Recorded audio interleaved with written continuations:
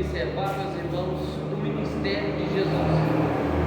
O ministério de Jesus, meus irmãos, ele é exatamente comparado com um querubim, ao qual Ezequiel ele viu o querubim que tinha 4 rostos: rosto de leão, rosto de boi, rosto de homem e rosto de águia na hora que está voando. Justamente o ministério do nosso Senhor e Salvador Jesus Cristo. Quando a gente observa o Evangelho de Mateus, de Jesus Cristo escrito por Mateus, a gente vai observar que Mateus ele escreve para os judeus, apresentando Jesus como o Rei dos Reis e Senhor do Senhor. E quem que é o Rei dos Reis e Senhor do Senhor? O leão da tribo de Judá, Jesus Cristo, o grande eu sou. Marcos, por sua vez, ele vai escrever para os romanos, apresentando Jesus, aquele que veio para servir, não ser servido. E quem que tem o símbolo de servir? O boi. Lucas, por sua vez, vai apresentar o ministério de Jesus, a sua humanidade. Jesus estendendo a mão para a prostituta, Jesus não fazendo acepção de pessoas. O ministério de Jesus 100% homem, 100% Deus. Jesus, o homem perfeito. E João, por sua vez, ele vai escrever, meus irmãos, também para todo o povo de todas as épocas. Lucas escreve para os gregos e João escreve para todo o povo de todas as épocas, apresentando a deidade de Jesus, a águia na hora que ela está voando. Então a gente vai ver, meus irmãos, que Jesus Cristo, quando ele veio no seu ministério terreno, ele veio para cumprir a palavra de Deus. Ele não veio para cumprir palavra de homem algum. Ele veio para cumprir a palavra de Deus profetizada por intermédio dos homens e das mulheres de Deus. E observa, meus irmãos, o trabalho de Jesus aqui na terra foi um trabalho de perseguição.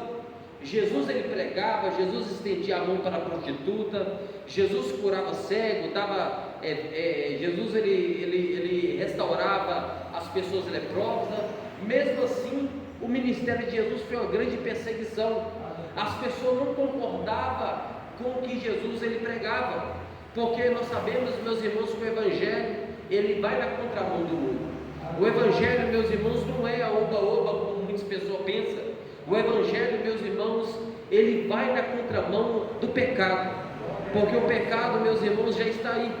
Hoje em dia, tudo que nós vemos, meus irmãos, que era pecado, hoje está virando normal dentro das igrejas. As pessoas não estão portando como homem, como mulher de Deus, andando com o decote mostrando os peitos, me desculpa a palavra, mas a verdade é essa, né? Com a saia mostrando o joelho para cima. E a gente tem visto isso. Eu não estou falando aqui, graças a Deus, a igreja aqui comporta bem, né? E a gente vai ver muito isso, pecadinho entrando dentro da igreja. E aí, quando a gente olha, meus irmãos, Jesus, ele vai falar com os discípulos: eu vou morrer, mas eu vou ressuscitar, e vou ser assunto aos céus, e vou levar vocês comigo para onde eu estiver, estejais vós também. Mas os discípulos ainda não compreendiam o que Jesus estava dizendo, porque os discípulos, meus irmãos, ainda não era 100% espiritual, ainda ele era carnal, os discípulos. Basta você ver, meus irmãos, Pedro, na mesma hora que Deus usava ele, o Espírito Santo usava ele, na mesma hora Satanás usava Pedro também. Pedro falou: por que o Senhor vai morrer? Jesus repreendeu ele: apartai-vos de mim, porque se Jesus não morre, nós não estaríamos aqui, a nossa salvação seria em vão. Então a gente vai ver que Jesus olhou para o discípulo e vai dizer: não se turbe o vosso coração, credes em Deus, credes também em mim. Na casa de meu pai há muitas moradas, se não fosse assim eu não teria dito. Vou preparar um lugar, para onde eu estiver estejais vós também. Jesus vai orientando o discípulo, vai confortando, vai orientando ele. Jesus institui a Santa Ceia da última Páscoa, e Jesus depois, meus irmãos, que ele ressuscita no terceiro dia, no domingo pela manhã, a Bíblia vai dizer, meus irmãos, que Maria Madalena, mais as mulheres, chegaram até o sepulcro. E quando chegaram até o sepulcro, a Bíblia vai dizer que elas viram a pedra removida. Então elas ficou preocupadas e foi falar para os discípulos, né? E logo, meus irmãos, Maria, ela viu um anjo que estava em pé, estava sentado naquela pedra. E a Bíblia vai dizer que os dois discípulos de Jesus, eles foram correndo, um correu mais que o outro, o que Jesus amava mais, que era João.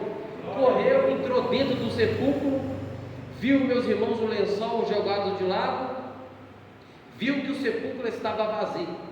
E Pedro, meus irmãos, ele não correu como João, ele chegou. E quando ele entra dentro do sepulcro, ele vai ver coisa que João não viu. O que ele vê? Ele vê um pano dobrado à parte, um pano dobrado como se fosse esse. Então, meus irmãos, aquilo era um sinal que Jesus estava dizendo: eu morri, eu ressuscitei e vou levar vocês para o céu. Por quê?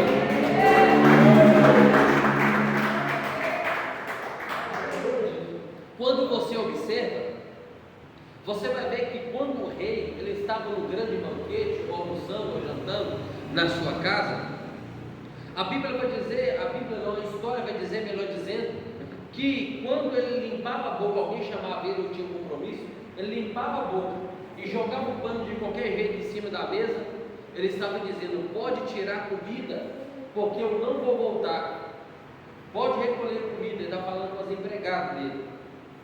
Mas quando ele deixava o pano dobrado, ele estava dizendo: não tira a comida da mesa, porque eu vou voltar.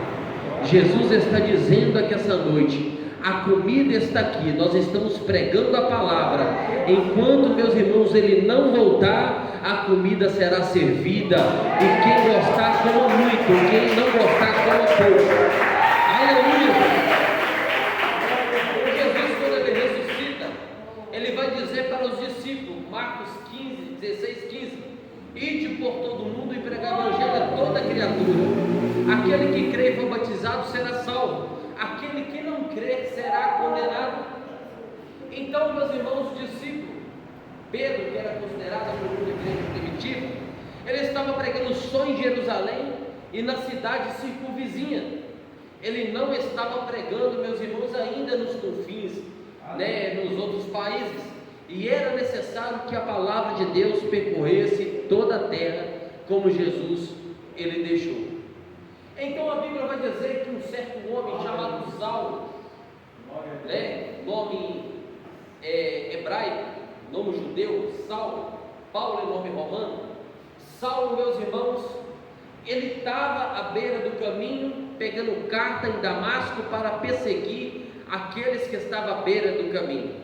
E a Bíblia vai dizer que ele respirava ameaça de morte, ou por que não dizer, ele estava doido, querendo pegar alguém para levar, meus irmãos, para a cruz, para ser crucificado, porque a sentença de Roma era jogar a pessoa dentro da arena para leão comer, ou então pegar a pessoa e de pendurar numa cruz. A cruz era a pior sentença do pecado capital que existia naquela época. Então Saulo estava à beira do caminho, mas a Bíblia vai dizer, meus irmãos, que um dia, quando ele estava à beira do caminho para perseguir aqueles que anunciavam a palavra do Senhor, ele teve um encontro com Jeová. E quando ele teve um encontro com Jesus, a Bíblia vai dizer que ele cai. E quando ele cai, ele fica cego. As pessoas que estavam do lado dele não entenderam nada. O temor, invadiu o coração daquelas pessoas. E logo Paulo vai dizer: quem és tu, Senhor? Ele falou: eu sou Jesus. Duro é recalcitrar contra os meus aguilhões. Você está perseguindo os meus filhos, e a partir de hoje você não vai perseguir mais ele. Em outras palavras dizendo, então o que a Bíblia vai dizer? Que Deus manda, Jesus manda ele ir para a casa de Judas. Judas também era um discípulo de Jesus, não Judas Iscariote, porque na Bíblia tinha 3 Judas: Judas Iscariote, Judas irmão de Jesus, e o outro Judas. Ele foi na casa de Judas e ficou lá 3 dias orando, 3 dias ele estava jejuando. A Bíblia vai dizer que o Espírito Santo de Deus chegou até Ananias e falou: Ananias, vai à rua chamada direita, lá tem um homem que está na casa de Judas, ele está orando, ele está jejuando, coloca a mão sobre a cabeça dele, porque ele não está enxergando. A Bíblia vai dizer que Ananias começa a interrogar Jesus, Ele começa a colocar empecilho, começa a colocar impedimento. Senhor, já vi falar muito desse homem. Esse homem, ele persegue os que estão à beira do caminho, eles perseguem aquele que anuncia a tua palavra. E Jesus falou assim: para mim ele é um vaso escolhido. Por isso, meus irmãos, que nós não podemos julgar nem quem está na esquerda e nem quem está na direita, porque todo mundo que está aqui, Deus tem um propósito muito grande para operar na vida de cada um que está aqui. Você podia estar na tua casa, no conforto do teu lar, mas você largou tudo para estar aqui, para quê? Para ouvir a palavra que liberta, que cura, que salva e leva para o céu. Exaltado seja o nome de Deus. E a Bíblia vai dizer, meus irmãos, que assim Ananias foi, colocou a mão sobre a cabeça de Paulo, e as escamas caiu, e logo Paulo ele foi batizado com o Espírito Santo.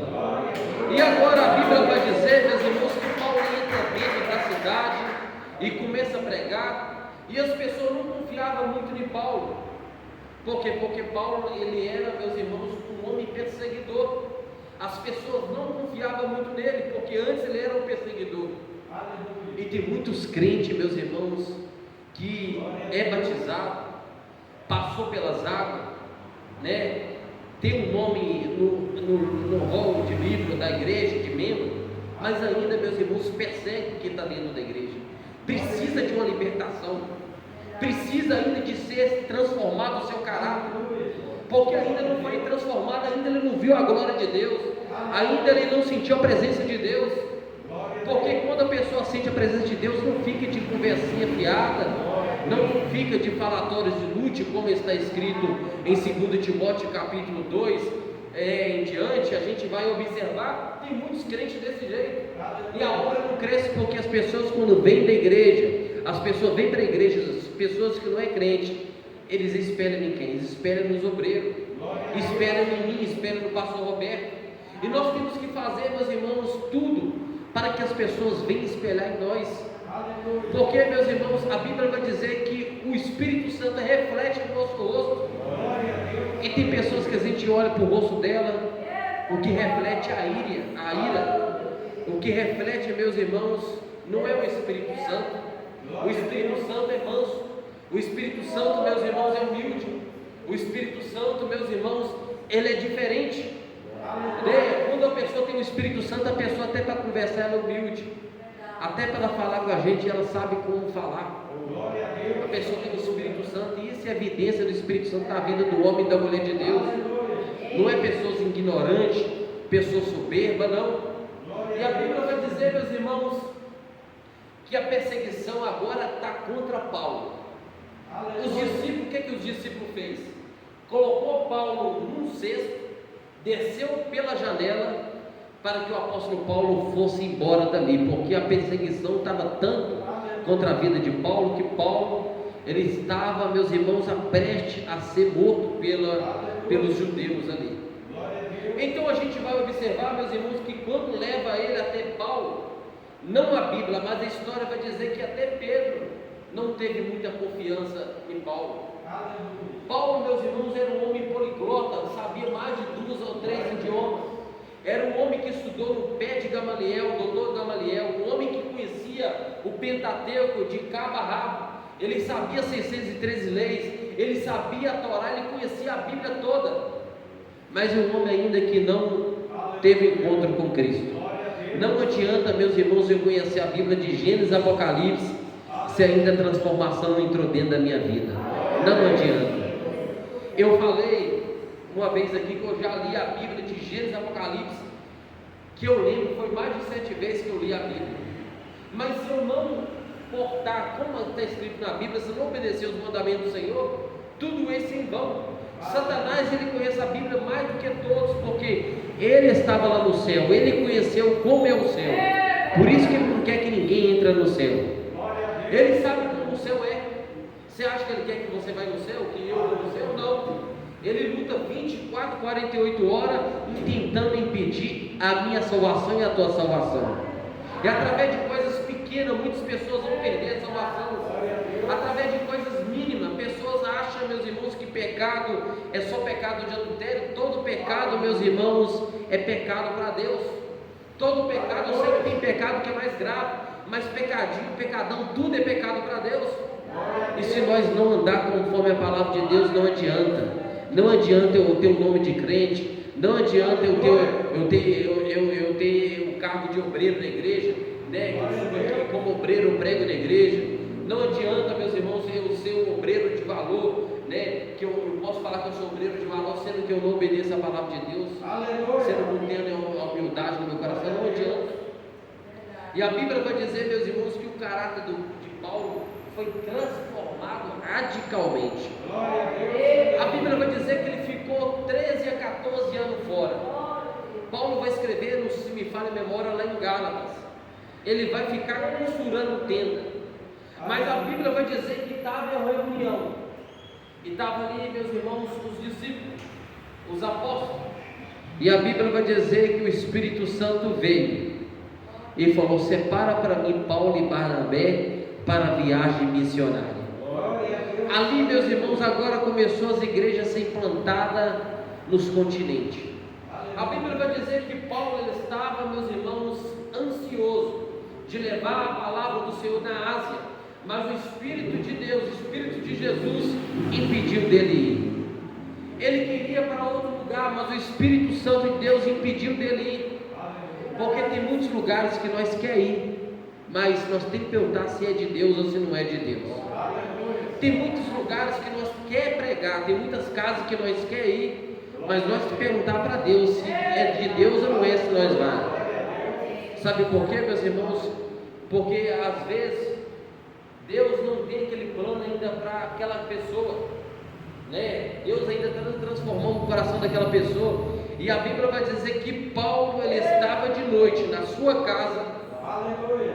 Imagina eu, não, que a Bíblia vai dizer, ele estava deitado, ele teve uma visão. E nessa visão que Paulo teve, a Bíblia vai dizer que ele viu o nome Macedônio, da Macedônia. Ele pegando, meus irmãos, a bandeira ou o pano e balançando: venha para cá, venha nos ajudar. Aleluia. Logo a Paulo, meus irmãos, despertou daquela visão e entendeu Paulo que Jesus queria que ele fosse pregar a palavra lá em Filipe, na Europa, lá na Macedônia. E a Bíblia vai dizer que rapidamente ele chamou o seu amigo Timóteo, que dava bom exemplo, que seu pai era grego, sua mãe era judia, né? Que as pessoas olhando ali e comprovou que ele era homem de Deus desde a sua juventude. E Lucas também, meus irmãos, acompanhava o apóstolo Paulo nas suas viagens missionárias. Basta somente você ler, aleluia, em 2 Timóteo capítulo 4, quando Paulo estava prevendo a sua morte, ele vai dizer: combati o bom combate, completei a carreira e guardei a fé. O que me resta agora é a coroa da justiça, que o reto juiz dará para mim, não só para mim, mas para todos aqueles que temem e guardam a tua palavra. E logo nos versículos em diante, ele vai dizer: todos me abandonaram, mas Lucas esteve comigo. Timóteo abandonou ele, todo mundo abandonou ele, mas Lucas estava do lado dele, porque Lucas era médico e curado das feridas de Paulo. E a Bíblia vai dizer, meus irmãos, que ele vai, e o primeiro lugar que ele chega é em Filipe. Depois ele chega, meus irmãos, nas outras regiões, e quando ele chega lá, a Bíblia vai dizer que ele vai para um caminho. Nesse caminho, meus irmãos, existia um rio, e esse rio, meus irmãos, era um lugar propício para a oração.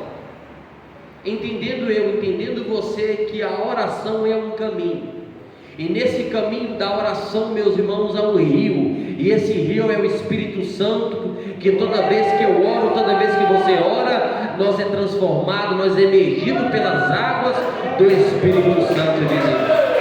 Esse rio é o Espírito Santo. E a Bíblia vai dizer, meus irmãos, que Paulo, ele chega, meus irmãos, e vê muitas mulheres à beira do rio. Ele pregou para aquelas mulheres. A Bíblia vai dizer que o fruto da obediência de Paulo, Lídia e toda a sua família se converte à fé cristã. Lídia, ela obrigou, constrangeu, melhor dizendo, que Paulo ficasse na casa dela. Imagina, meus irmãos, que agora a casa dela era um ponto de pregação. Então no dia de sábado a Bíblia vai dizer que Paulo, mas Silas ia, meus irmãos, Silas também chama Silvano, o seu sobrenome é Silas, mas o nome dele é Silvano. Ele ia para a beira do rio para orar. E quando ele ia, a Bíblia vai dizer que uma jovem, que a história vai nos contar, não a Bíblia, que ela tinha 16 para 17 anos de idade. E essa jovem, ela tinha um espírito de Pitom, ou por que não dizer, ela tinha um espírito de adivinhação. E Deus não dá espírito de adivinhação para ninguém. Deus dá o dom da revelação, o dom do discernimento, o dom do conhecimento, da ciência.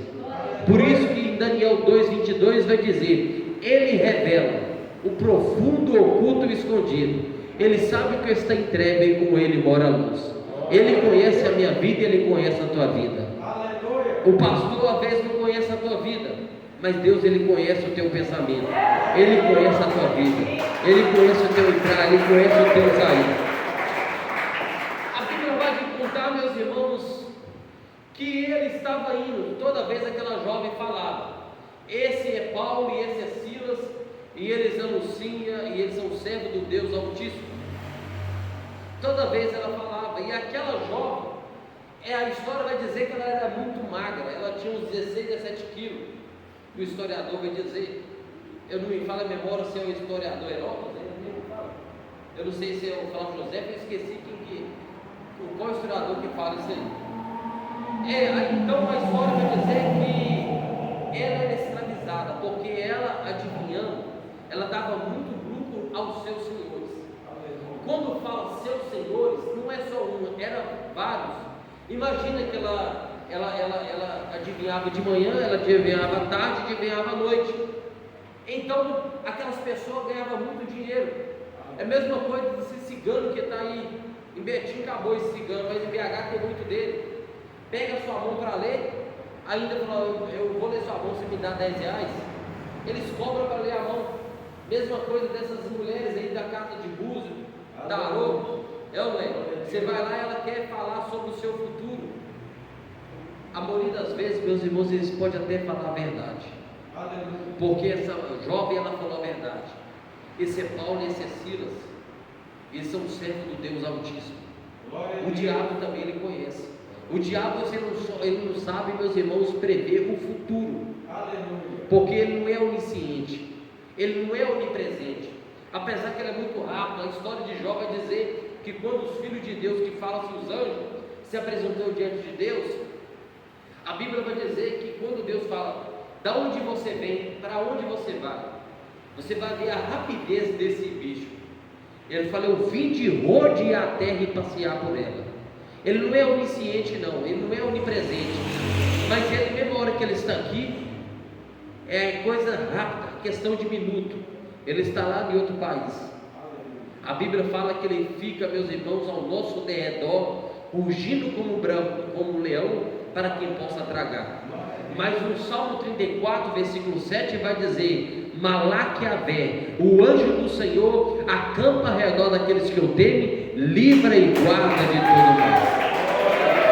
Aleluia. A Bíblia vai dizer, meus irmãos, que Paulo, um dia ele estava já invocado. Ele já estava, meus irmãos, invocado por causa daquela jovem, que ela estava, meus irmãos, ali sendo oprimida. E ele voltou para aquela jovem, olhar para ela e expulsou o demônio daquela jovem. O espírito de Pitom, de adivinhação, saiu rapidamente. Saiu. E os senhores dela agora, meus irmãos, ficou sabendo que agora ela não consegue adivinhar. Eles não conseguem ganhar mais dinheiro. Imagina ela sentada na mesa, as pessoas sendo consultadas por ela, né? E ela vai consultar um, e agora vai falar: eu não consigo mais falar. Então eles vão falar: quem orou para ela foi os dois mensageiros, Paulo e Silas. E rapidamente o que eles fez? Colocaram a mão em Paulo, rasgaram as suas vestes, levaram a praça pública diante dos magistrados, juízes daquela época, e bateram 39 chicotadas menos uma. 39 chibatadas menos uma. Eles apanharam, mas apanharam muito, de com força. Por causa de quê? Por causa que estava levando a palavra de Deus. por causa que estava anunciando o Evangelho de Deus. Meus irmãos, às vezes você não entende porque tanta luta que você tem passado, tanta calúnia que as pessoas têm falado de você. É porque você entrou em briga que não é para você entrar. É porque você está orando para a pessoa e a pessoa às vezes, meus irmãos, virou as costas para você. E às vezes a luta está tão grande porque você tem jejuado, tem orado para Deus libertar aquela pessoa e o inferno todo levantou contra a tua vida. Às vezes você comprou uma briga e às vezes o inferno, meus irmãos, agora está incomodado com a sua vida. E é para incomodar mesmo, sabe por quê? Porque a palavra de Deus, meus irmãos, incomoda o inferno. Aquele que é de Deus ouve a palavra de Deus, o que não é, ele retira. É verdade, não é? A palavra de Deus, meus irmãos, é bálsamo que cura toda ferida. A palavra de Deus, meus irmãos, é a doçura do mel. A palavra de Deus é leite que nos alimenta. Então, meus irmãos, bateram nele. E agora o que fizeram com ele? Levaram ele para uma prisão.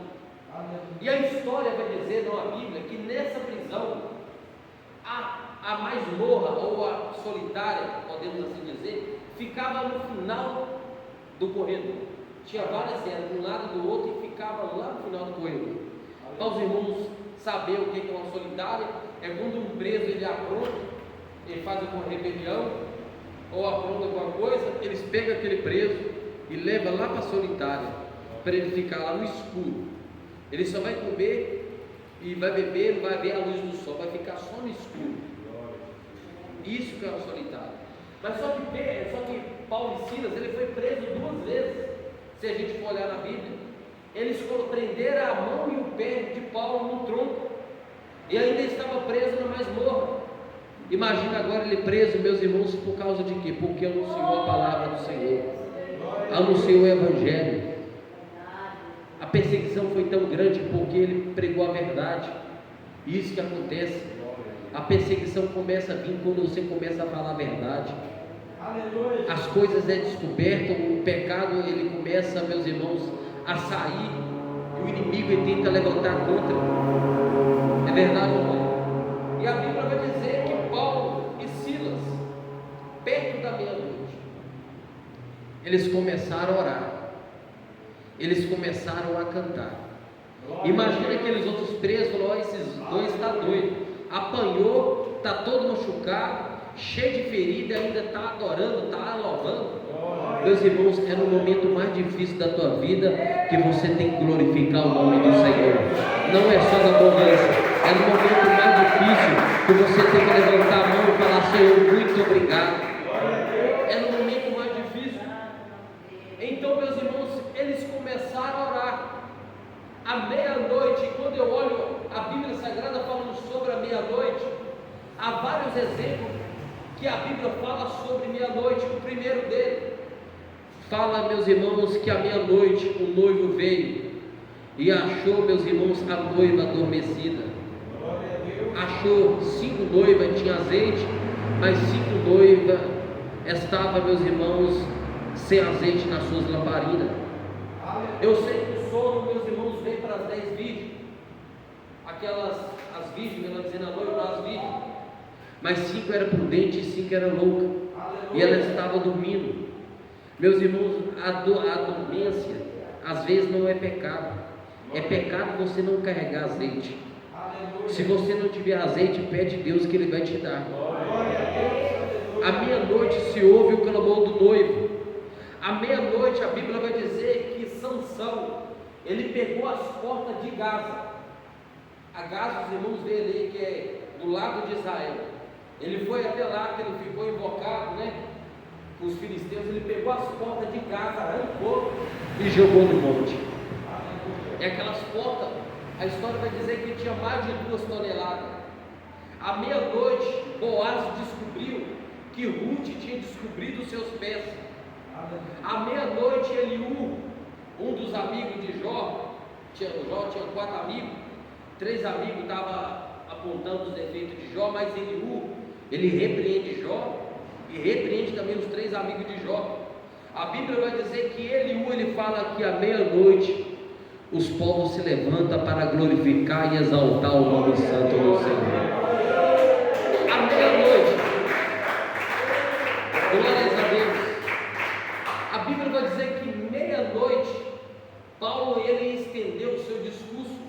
para os efesianos.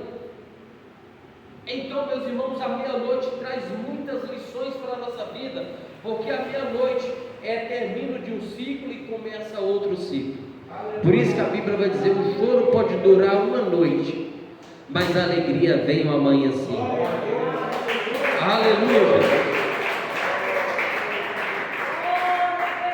E perto da meia-noite, eles começaram a louvar a Deus. Um olhava para o outro e falou: Paulo, eu estou querendo orar. Imagina Paulo falando com Silas também: eu estou querendo também cantar. E os dois começaram a orar, começaram a cantar, preso com as suas mãos num tronco, atrás das grades. Mas o verdadeiro adorador, meus irmãos, não importa se é em Jericó, não importa se é em Jerusalém, não importa se tem que subir no monte para adorar. Não, qualquer lugar que você estiver, aqueles que adoram o Senhor em espírito e em verdade, e Deus escuta a oração deles. E quando eles começaram a orar, a Bíblia vai dizer que Deus manda um terremoto. O terremoto, meus irmãos, começou a sacudir o alicerce daquela cadeia. Antigamente não tinha energia da CEMIG, era, meus irmãos, uma tocha acesa. Então tudo se escureceu dentro daquela cadeia, porque começou a tremer e caiu tudo. O que aquele carcereiro fez? Ele morava dentro da prisão, ele era romano. Ele pegou uma espada para tirar sua vida, porque se um romano deixasse alguém fugir da cadeia, ele também tinha sentença de morte. Basta os irmãos ler histórias, os irmãos vão entender. E quando ele pega a espada para tirar a sua vida, a Bíblia vai dizer que Paulo, ele tendo o dom da divina revelação, ele vai dar um grito: não faça tal mal, porque todos nós estamos aqui, ninguém fugiu. E a Bíblia vai dizer, meus irmãos, aleluia, que aquele carcereiro, ele foi e caçou ali aquela lâmpada, caçou ali aquela vela, e logo viu que todos os presos estavam lá. Logo ele caiu de joelho e ele fez uma pergunta mais importante de toda a história, de toda a humanidade. Ele fez uma pergunta mais importante para Paulo e para Silas: o que eu faço para que eu seja salvo? O que Paulo vai dizer para ele? Crê no Senhor Jesus e será salvo tu e a tua casa. É a coisa mais importante, é a gente crer no nome de Jesus. Porque, meus irmãos, a palavra é de Deus, a voz é minha, mas a palavra é de Deus. E toda vez que você estiver passando num aperto, toda vez que você estiver passando num sufoco, começa a glorificar o nome do Senhor. Não murmure, porque Deus não gosta de murmurador. Tem pessoas, meus irmãos, que essa hora não tem um caroço de feijão para comer, não tem às vezes nem água para beber lá na Palestina, né? Os caminhões têm que vir, meus irmãos, né, passar pelo Egito para levar água para as pessoas tomar. Os irmãos têm acompanhado a reportagem ali, a gente vê na Itatiaia, na Rádio Jovem Pan, tem muitas rádios que passam noticiário no jornal O Tempo. Você compra o Super Notícias, você vai ver as pessoas, os irmãos estão levando tonelada e tonelada de comida para as pessoas comerem, mesmo assim as pessoas estão alegres. Muitas crianças estão morrendo. Por causa de quê, meus irmãos? Por causa de um grupo de pessoas prejudicou todo mundo que está ali. Às vezes, meus irmãos, por causa de uma coisa ruim dentro da igreja, por causa de um joio dentro da igreja, perigoso querer trabalhar a igreja toda. Mas aqui, meus irmãos, nós temos que orar por joio para que Deus venha transformar ele em trigo. Sabe por quê? Nós não podemos tirar o joio, senão o trigo também morre. Nós temos que orar para todos, porque é melhor a gente estar dentro da igreja, mesmo a gente às vezes não sendo 100% liberto, mas é melhor estar na igreja do que estar no mundo aí fora. A história vai dizer que tinha um jovem, a história, não a Bíblia, ele tinha 14 anos, a sua mãe manda chamar ele e fala com ele: vamos, hoje tem uma pregação, e quem vai pregar vai ser Paulo. Esse jovem, ele tinha 14 anos, a história vai dizer. E ele pegou, arrumou todinho, mas sua mãe foi. E quando chegou no terceiro andar,